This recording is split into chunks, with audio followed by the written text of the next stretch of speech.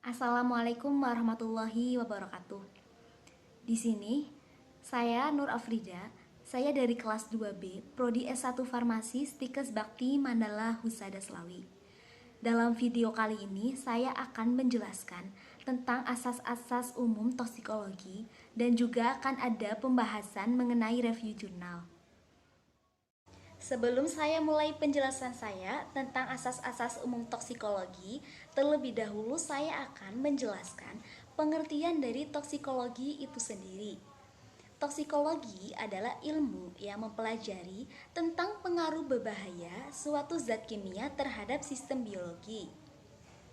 Selanjutnya, kita akan mulai pembahasan tentang asas-asas umum toksikologi melalui layar PPT saya.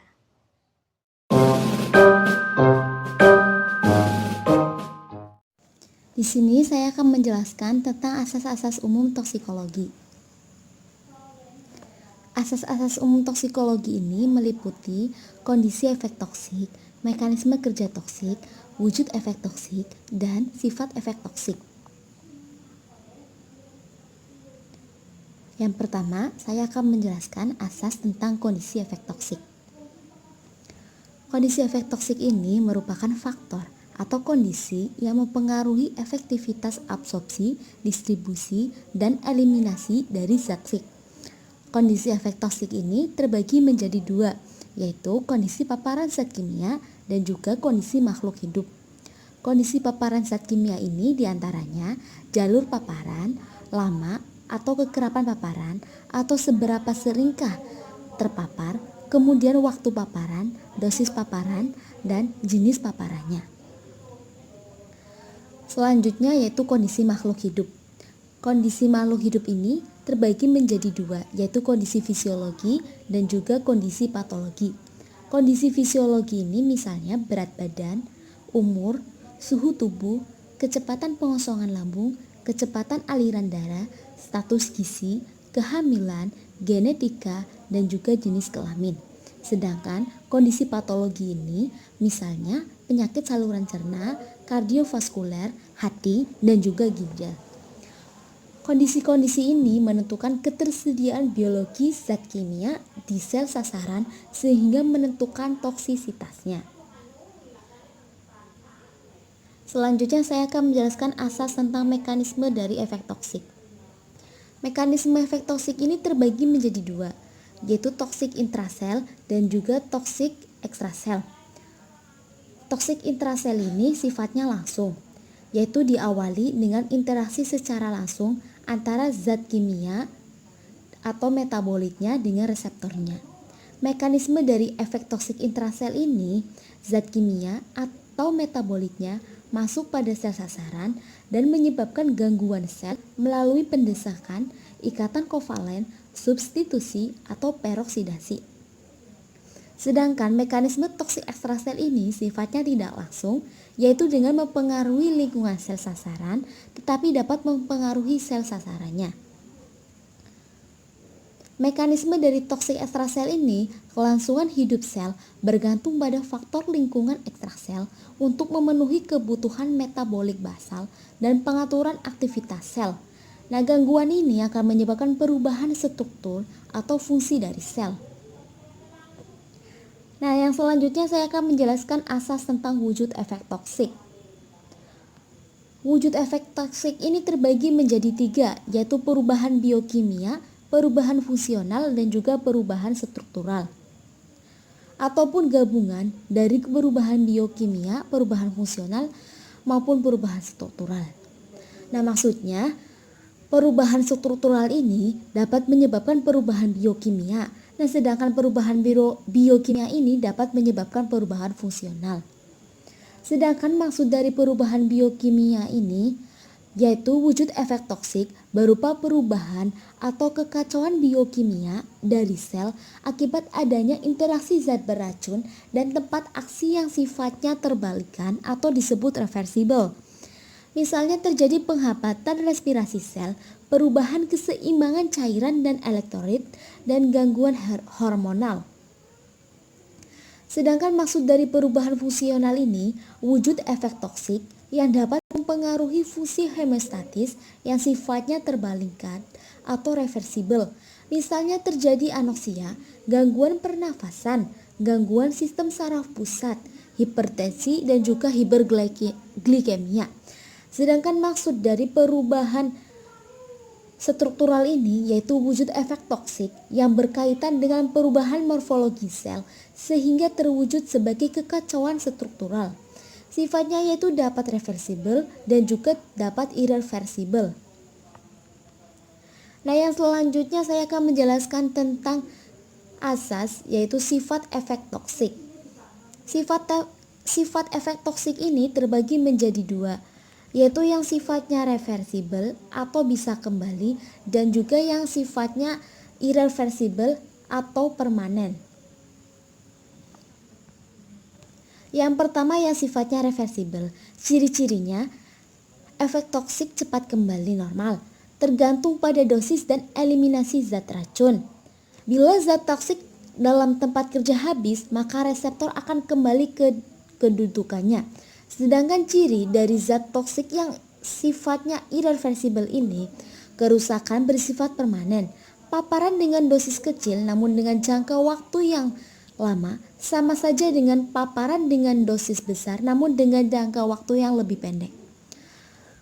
Paparan berikutnya dapat menyebabkan kerusakan yang sama dan memungkinkan terjadinya akumulasi efek toksik. Itu tadi penjelasan saya mengenai asas-asas umum toksikologi melalui video PPT yang telah saya tampilkan. Kemudian kita akan lanjut ke pembahasan yang selanjutnya. Pada pembahasan ini, saya akan mereview salah satu jurnal yang berjudul Uji Toksisitas Akut Infusa Kulit Batang Ubi Kayu menggunakan metode BLST. Di mana tujuan dari penelitian ini adalah untuk melihat potensi toksik dari infusa kulit batang ubi kayu terhadap larva udang yang dinyatakan dalam LC50. Pada penelitian ini digunakan larva udang sebanyak 210 ekor yang dibagi menjadi 7 kelompok perlakuan, di mana setiap kelompok perlakuan ini terdiri dari 10 ekor larva udang yang kemudian setiap perlakuan diulang sebanyak 3 kali pengulangan. Konsentrasi infusa kulit batang ubi kayu yang digunakan dalam perlakuan ini terdiri dari konsentrasi 2750 mikrogram per liter, 1500 mikrogram per liter, 1000 mikrogram per liter, 750 mikrogram per liter, 500 mikrogram per liter, 250 mikrogram per liter, dan kelompok perlakuan kontrol negatif. Pengamatan ini dilakukan selama 24 jam dengan melihat banyaknya larva udang yang mati. Penentuan nilai LC50 dari infusa kulit batang ubi kayu dianalisa menggunakan analisa probi. Dan saya juga akan mereview prosedur penelitian yang digunakan pada jurnal ini, di mana prosedur penelitian yang digunakan terdiri dari pembuatan larutan infusa, uji toksisitas akut menggunakan metode BLST, dan analisa data.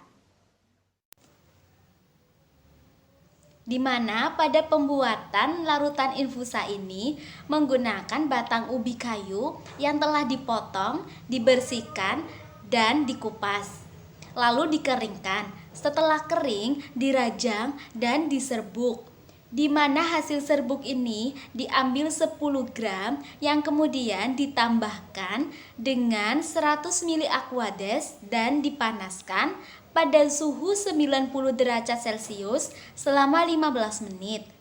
Kemudian hasil fitrat ini akan diencerkan dalam labu ukur 100 ml. Yang kemudian digunakan untuk pengujian menggunakan metode BLST. Kemudian dari hasil pembuatan larutan infusa tadi digunakan untuk uji toksisitas akut dengan metode BLST, di mana pada metode ini larutan infusa ditambahkan dengan air laut dengan konsentrasi 250, 500, 750, 1000, 1500, dan 2750 mikrogram per liter. Kemudian larutan ini dimasukkan ke dalam botol vial ukuran 10 ml. Lalu dimasukkan larva udang yang telah berumur 48 jam untuk kemudian diamati selama 24 jam dan dihitung banyaknya larva udang yang masih hidup dan yang sudah mati. Kemudian hasil ini digunakan untuk menentukan LC50 infusa kulit batang ubi kayu menggunakan analisa probit.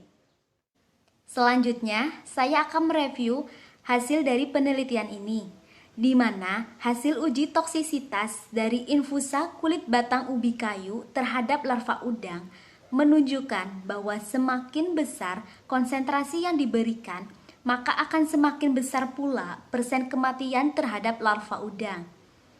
Dari hasil pengolahan menggunakan analisa probit menunjukkan nilai LC50 dari infusa kulit batang ubi kayu sebesar 873,775 mikrogram per liter, di mana berdasarkan hasil ini menunjukkan bahwa infusa kulit batang ubi kayu mempunyai efek toksik yang masuk ke dalam efek toksik sedang.